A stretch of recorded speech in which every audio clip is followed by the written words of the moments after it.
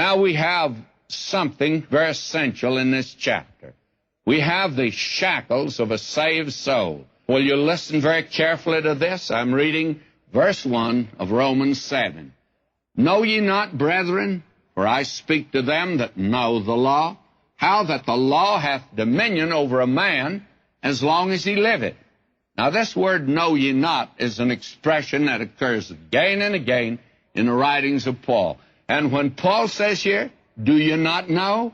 Well, if you want to put that into the positive, it really is, are ye so ignorant? And you can put it down that when Paul says, know ye not, that the brethren do not know. And that's the reason he says it. You will find that occurs several times in Romans, in 1 Thessalonians, and in the Corinthian epistles. Well, they just major in this. Now he's speaking to those. He says to those who know the law. That is, the law has dominion over a man as long as he lives. Now, the law had over a millennium's trial with the peculiar people of the nation of Israel. And I mean they were peculiar because God had chosen them. And it was in a land that was favorable and adaptable to the keeping of the law. For the law was not only given to a people, but to a land. And the very interesting thing is that these people with the law didn't do so well with it. They never were able to keep it. You remember Peter speaking to his own people in Jerusalem. He said, this law that we've had, we've failed. We've never been able to keep the law.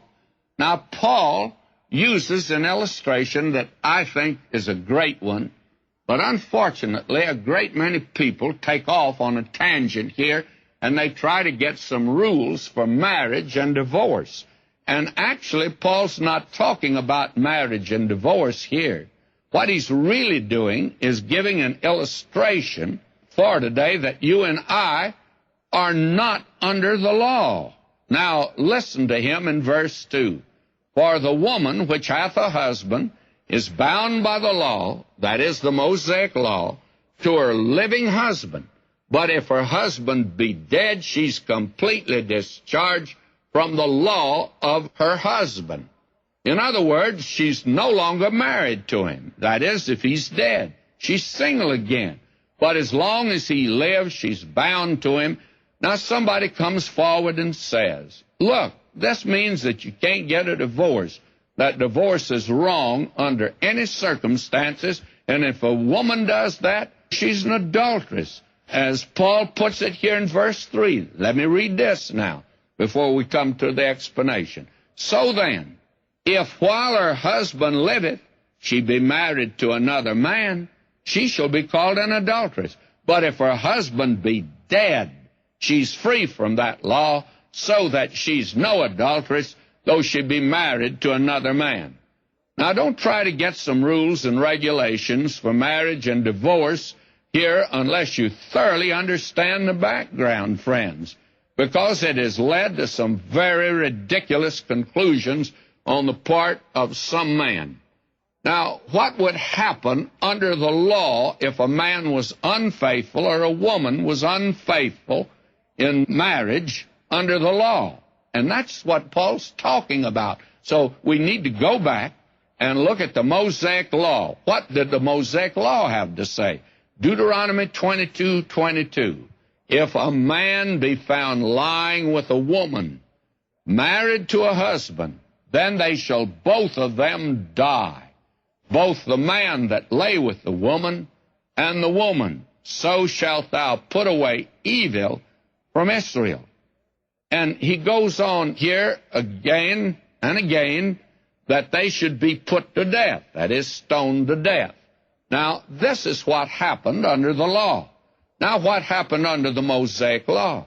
Here's a woman married to a man, and he's a philanderer. He's unfaithful. And what happens? Why, he's stoned to death. That's what happened to him. He's actually lying under a pile of stones.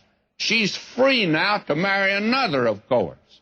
Now, of course, today we're not stoning the unfaithful husbands and wives to death.